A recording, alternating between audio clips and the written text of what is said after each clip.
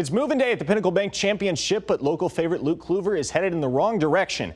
The Norfolk native made his first professional cut yesterday, but this morning he shoots 5 over par. He'll tee off in the first group again tomorrow. Another Nebraska native playing in front of an impressive following today out at Indian Creek. Great turnout on a hot day, and Scott Gachewski starts strong. His approach shot here onto the fringe. He would par the hole, but finished 2 over on the day. He's tied for 17th.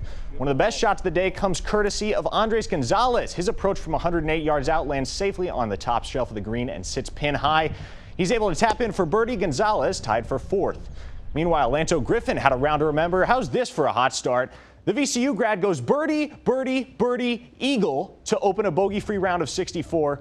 He's in second place, just 1 shot back of your leader, Chris Ventura. And Ventura, he's been the picture of consistency.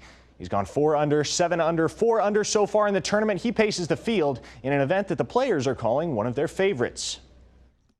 You know, I actually Mondayed in this event last year. This is the only one I played last year on the schedule, so glad to be back. I remember how the course played last year. It plays tough. It's one of the tougher ones we see throughout the year. Now that's Scotty Scheffler. He's the top money leader left in the tournament. And here's your leaderboard. Ventura on top at 15 under, followed by Griffin and Tyson Alexander. 4 players tied for 4th. Scott Gachewski 2 over today. He's 10 shots back, and Luke Kluver quite a distance away, 5 over and tied for 66th. Well, the Big Red back in Lincoln today, returning from Big Ten Media Days in Chicago. The Huskers are the favorite to win the West, according to the media polls. And while Nebraska is downplaying the hype, there are plenty of reasons for optimism at Memorial Stadium.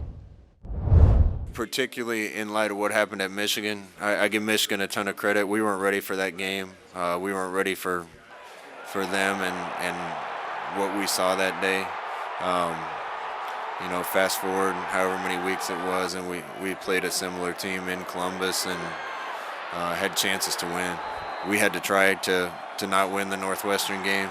We're going to win that game most of the time. And again, that gives me a lot of hope and encouragement.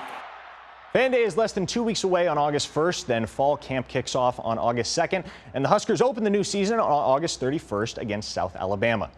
Well, another top Royals prospect makes the trek to Kansas City today as hard-throwing relief pitcher Josh Staumont gets the call to the big leagues. Staumont was a second-round pick in 2015 and has 74 strikeouts in 51 innings at the AAA level. He's replacing Willie Peralta, who was designated for assignment. Now, KC already underway in Cleveland against the Indians. Still scoreless in the first inning there. The Royals looking for their 5th win in 6 games. And over at Werner Park, the Storm Chasers host the Memphis Redbirds tonight. First pitch is at 7:05. Well, that does it for Sports at 6. I'm Parker Thune. You're watching Omaha's news leader, KETV News Watch 7. So I think this is a rebuilding year for us. Yeah, you know what, Lindsay, let's just mail it in this season, chalk it up as a learning experience, and come back in 2021. No, of course not. This is not a rebuilding year for Oklahoma. And I think the issue with the rebuild mentality is that it implies that the primary objective in the here and now is not to win football games, it's to set yourself up for future success. But what's the best way to set yourself up for future success? It's to win football games. And Oklahoma has the players to do it. You mentioned McGowan, you mentioned Mims, Spencer Rattler's a star in the making. It's pretty clear after the Iowa State loss that right now Oklahoma doesn't have the best 22 in the starting lineup. But if I'm Lincoln Riley, I'm finding out who those 22 guys are, giving everybody a chance, emptying the barrel, and putting myself in a position to contend for a 6th consecutive Big 12 championship, because that's not out of the realm of possibility, even if the college football playoff is. Show me what you have this week for viral videos. Well, I tell you what, Chloe, my viral video ought to give everybody in this room chills, because this past weekend we witnessed the culmination of one of the most impressive personal comeback stories in the history of sports. On November 18th, 2018, Alex Smith's athletic career should have been over. And for those of you who are squeamish, you're going to want to look away here. Alex Smith, in taking a sack, suffered a compound fracture of both bones in his lower leg, and this injury nearly cost him his life.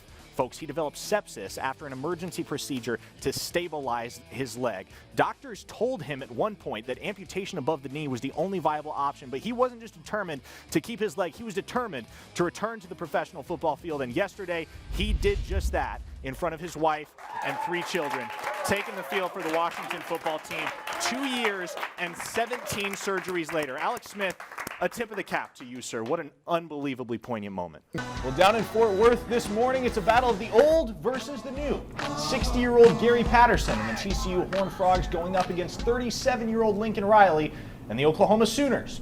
Meanwhile, up in Stillwater, a battle for Big 12 supremacy, at least for the moment, between Oklahoma State and Iowa State. And oh, just for good measure, Big Ten football returns today as well. The bottom line, there is a slew of storylines across this college football Saturday, and the good news is we're going to break them all down for you here on GamedayU over the next 2 hours. There's a fella down in Baton Rouge who has not gotten near enough love for one of the best seasons that we've seen in recent memory at his position. And no, I'm not talking about Joe Burrow. Look, Burrow gets all the hype, deservedly so. He's going to win the Heisman Trophy. That's a foregone conclusion at this point. But let's acknowledge and recognize the guy that does a lot of legwork for Joe Burrow, the guy that I believe should and will win the Biletnikoff Award, and that is Jamar Chase. I think you're going to see a lot of Breece Hall on the offensive side of the football for the Cyclones. This is a guy that's one of the most talented skill position players, not just in the Big 12, but in the entire country.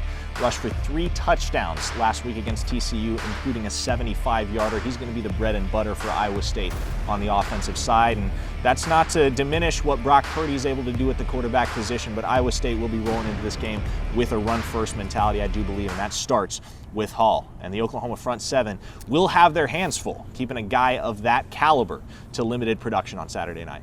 Well, the forecast out in West Texas tonight, 74 degrees and sunny for Oklahoma's 6 p.m. kickoff with Texas Tech. And suffice it to say, temperatures are not nearly as balmy here in Norman, Oklahoma. Parker Thune alongside Shannon Earhart and Caroline Grace on the set of GamedayU. Tennessee and Alabama, and if you're looking for a play that sums up the last decade of volunteer football, this might be it. Jarrett Garantano fumbles the quarterback sneak on the 1-yard line, and Trayvon Diggs goes the distance in the other direction. Whatever hope Tennessee had of upsetting Alabama, gone on one play. Crimson Tide 35-13.